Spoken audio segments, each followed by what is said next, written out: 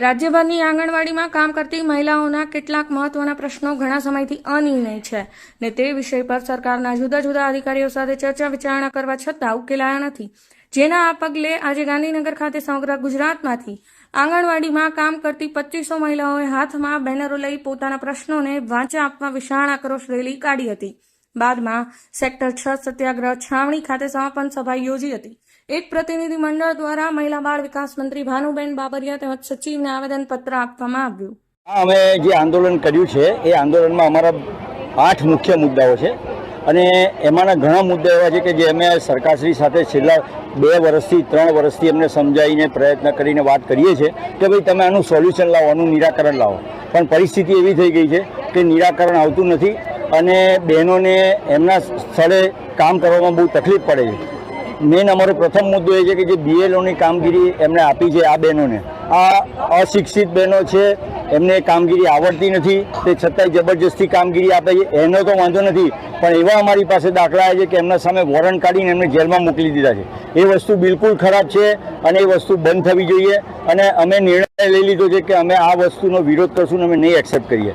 બીજી અમારી માગણી એ છે કે એક MMY કરીને સરકારની યોજના ચાલે છે, એ યોજનામાં એવું છે કે અમારી બહેનો જે એમના સેન્ટરો છે ત્યાંથી એ લોકોને અનાજને બધો સામાન લાવવાનો છે, એ સામાનના પૈસા આ લોકો 2 વર્ષથી અમારા બહેનોને નથી આપતા, એ લોકો એમની રીતે કરે છે। આ બીજો વિષય છે। ત્રીજો, એમને આંગણવાડી હેલ્પર બહેનોની ભરતીનો પ્રશ્ન છે। ચોથો પ્રશ્ન એ લોકોના પ્રમોશનનો પ્રશ્ન છે। એમના બીજો એક મેઇન પ્રશ્ન એ છે કે ભાઈ એ લોકોને હવે બધું જ કામ મોબાઈલ ઉપર કરવાનું છે અને મોબાઈલની પરિસ્થિતિ એવી છે કે છેલ્લા 2 વર્ષથી અમે કહીએ છીએ કે તમે મોબાઈલ આપો, 5Gનો ચાલે એવો આપો, એ લોકો મોબાઈલ નથી આપતા। એમને એવું કહ્યું છે કે તમે ઘરવાળા પાસે મોબાઈલ લઈ લો અને કરો, એ શક્ય નથી અને એના લીધે અમારી કામગીરી ખોરવાય છે, તો અમને CDPO અને PO અમને માનસિક ત્રાસ આપે છે।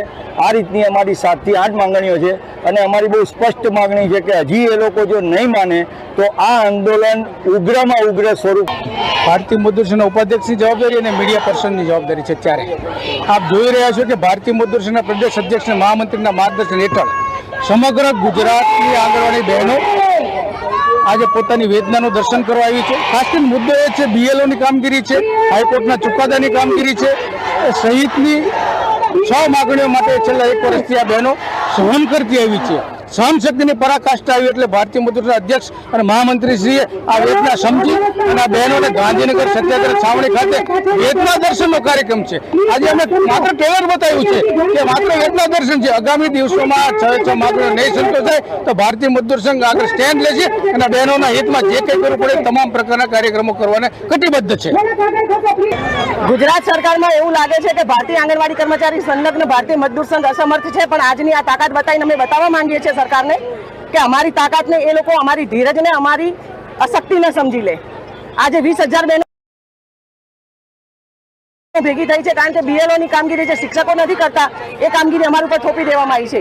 એક MMY કરીને સરકારની એક માતૃત્વ સહાય યોજના ચાલે છે મુખ્યમંત્રીની, એમાં બહેનો બિચારી પોતાના ભાડું ખર્ચી અને 8-8 મહિને સ્વકાળે તો 60-60 કિલો 70-70 કિલો બહેનો ઉપાડીને પોતાના ખર્ચે લાવે છે। 4 વર્ષથી આજે કાર્યકરો લાવે છે, વારંવાર રજૂઆત કરવા છતાં પણ કોઈ પણ જાતનું સરકારમાંથી આપણને કોઈ પણ આશ્વાસન પણ આપવામાં આવ્યું નથી। તો અમારી સરકારને નિવેદન છે કે 4 વર્ષનું બહેનોએ ચૂકવેલ ભાડું તથા MMY સ્ટોક કાં તો કેન્દ્ર ઉપર આપે કાં તો એનું ભાડું આપવાનું સરકાર શરૂ કરે। મોબાઈલ પણ અમે અમારા પોતાના ફોનમાં વાપરીએ છીએ તો સારી ક્વોલિટીના 5G નેટ આપતો એવા મોબાઈલ સરકાર આપે। એક હાઈકોર્ટનો ચુકાદો છે કે જે આંગણવાડી વર્કર અને હેલ્પરને વર્ગ 3 કે 4 માં ભરતી કરે એના પર પણ સરકાર તરફથી કોઈ પણ જાતનું નિવેદન આપવામાં આવ્યું નથી, એના પર પણ કામગીરી એક FRS કરીને એપ્લિકેશન કેન્દ્રની છે જે નેટના અભાવે નથી ચાલતી, તો આંગણવાડી વર્કર અને હેલ્પર ઉપર ખૂબ જ દબાણ આપવામાં આવે છે। તો અમારી સરકારને નિવેદન છે કે આ કોઈ પણ જાતનું આંગણવાડી વર્કર ઉપર માનસિક દબાણ ઊભું કરવામાં ના આવે। અમે એની અમારા મહિલા અને બાળ વિકાસના મંત્રી ભાનુબેનને પણ રજૂઆત કરી છે, અમારા કમિશનરને રજૂઆત કરી છે, અમારા સચિવને રજૂઆત કરી છે, છતાં પણ જે અમારી રજૂઆત નથી સાંભળવામાં આવી ત્યારે ના છૂટકે અમારે આ ગાંધી ચિંધ્યા માર્ગે ભારતીય મજદૂર સંઘના નેજા હેઠળ આ આક્રોશ રેલીનું અમારે